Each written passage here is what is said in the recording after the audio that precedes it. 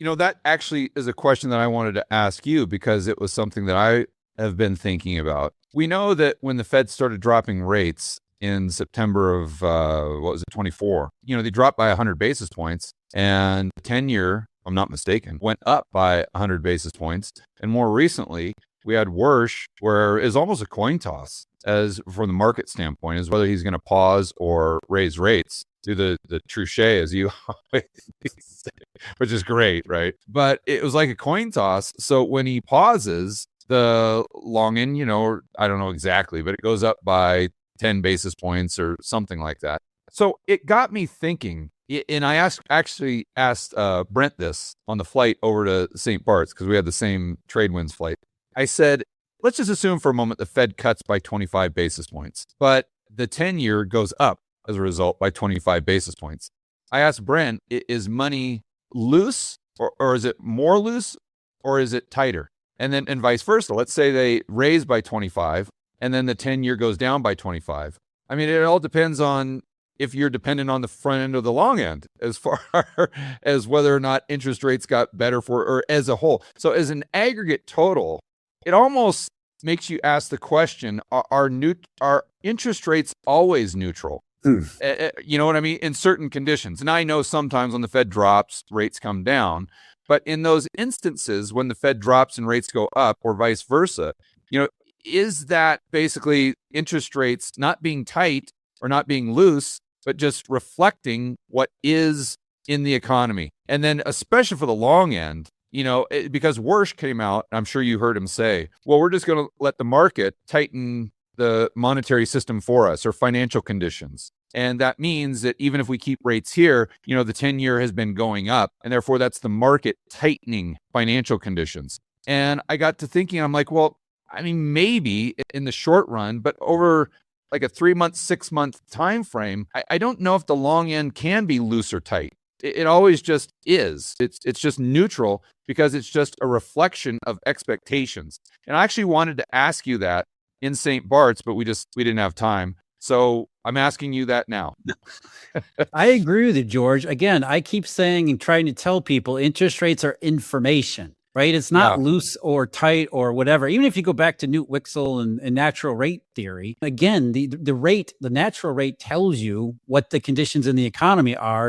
It's not a tool to be manipulated by bureaucrats or even the marketplace to try to influence behavior. It's a source of information about behavior, not a directive of it. So, like when interest rates are low during depressionary periods, and therefore, you assume the rate of profit is low, the rate of profit isn't low because interest rates are low. The low interest rates are telling you the rate of profit in the economy is low. And so then, of course, you have to figure out why that would be. But essentially, that's what we're getting. We're getting a feedback, which goes back to what the example we just used. When the 30-year long bond isn't doing what people say it's doing, it's because it's a reflection of those conditions, reflection of those expectations, as you correctly point out. So if the 3-year long bond is not buying inflation, it's not because somebody's trying to influence inflationary behavior, because the 30-year rate's below the natural rate or the neutral rate or whatever the Fed assigns the comparison. The 30-year rate is low because growth and inflation expectations over the next 30 years, it's really more focused on the first decade, but growth and inflation expectations just don't see what everybody else sees.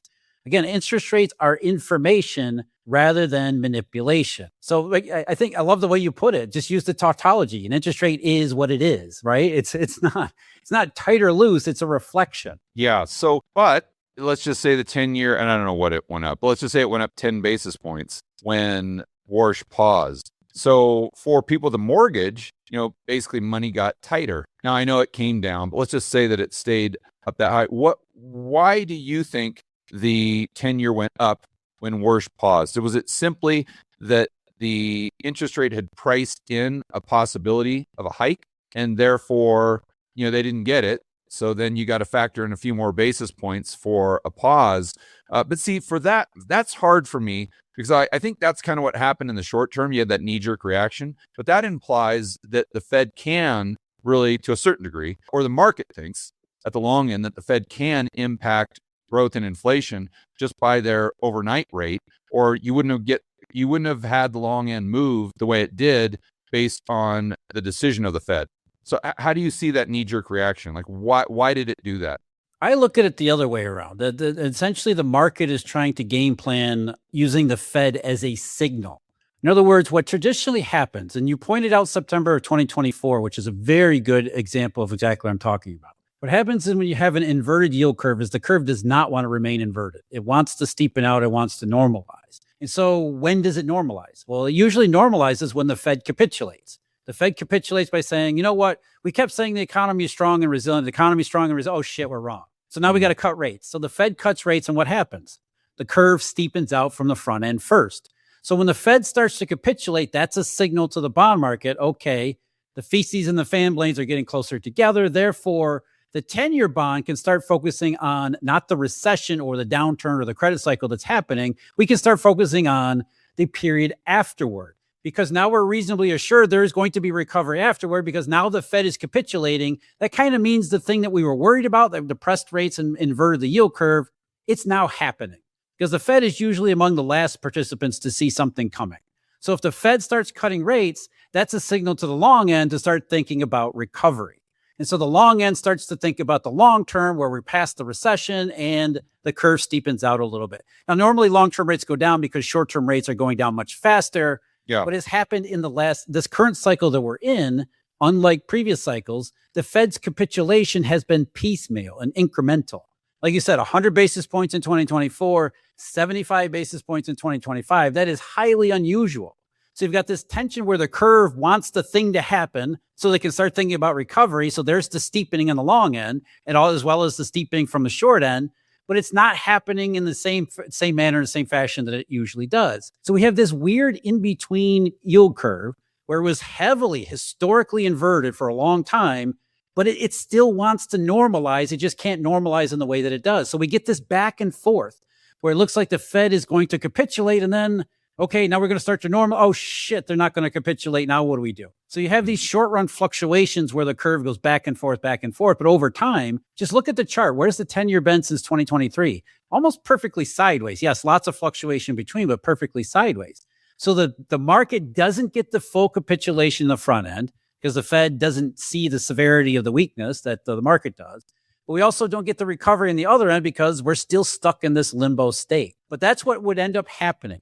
If the Fed does finally see a break in the economy, that's what you would expect. The short-term rate goes down, the Fed capitulates, and then the long end of the yield curve starts thinking about, okay, finally, we got the thing that we were looking for. It's going to happen because the Fed's panicking. Now we can start looking past it toward better growth and inflation opportunities. That's why the curve behaves the way that it does. And that's why when the Fed cuts rates, you see this in every single cycle going back to the 1990s when they first started interest rate target. As soon as the Fed cuts, almost paradoxically, at least to most people, the long end rate starts to go up. And it's not the Fed manipulating rates. It's the market saying, oh, these idiots finally get it.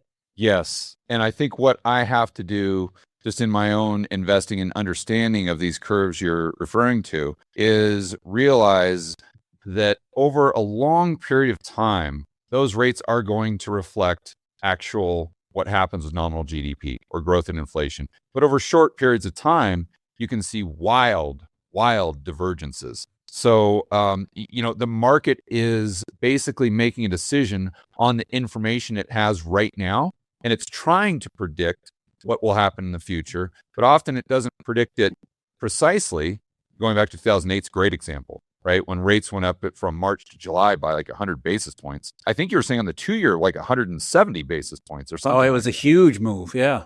Yeah, massive move. When we know how that movie ended, and it didn't end with rates going up. It ended with rates going down, way down, and it ended with disinflation.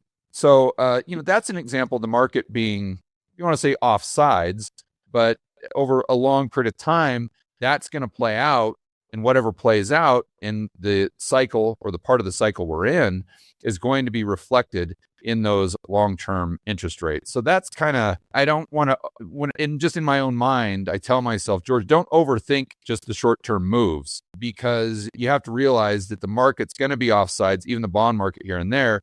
And you got to just remember that the long-term moves, the bond market's most likely going to get right, or the trends over the long run. But, based on it going up 10 basis points because worse pauses, don't read too much into that. That's kind of what I try to tell myself. One thing I really care about with Eurodollar University Live is not the speakers. I mean, we like the speakers.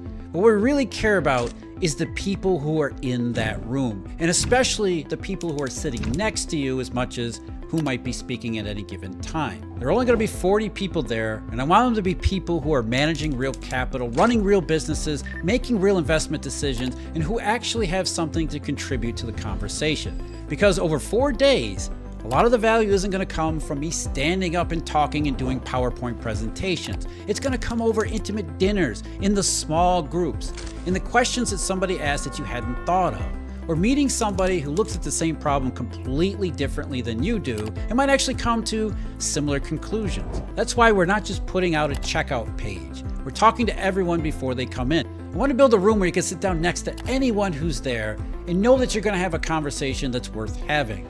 If that sounds like the kind of room you want to be a part of, apply below.